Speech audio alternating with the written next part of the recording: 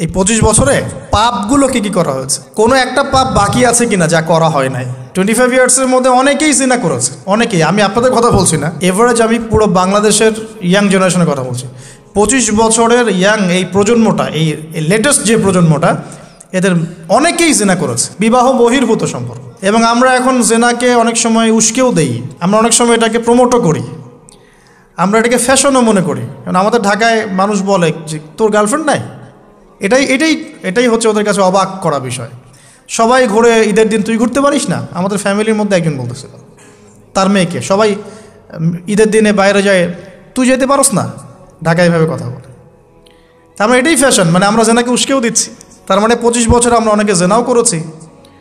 মাদকের সাথে সম্পৃক্ত কত পার্সেন্ট ইয়াং জেনারেশনে আমাদের দেশে? ক্যালকুলেট করেন, আপনি গুগল করেন, দেখেন কত পার্সেন্ট আমাদের দেশে মাদক সেবন করে। ইভেন এখন কিশোর গ্যাং বের হয়েছে, কিশোর গ্যাংয়ে অনেক যুবকরা যায়, অনেকে রাস্তাঘাটে মারামারি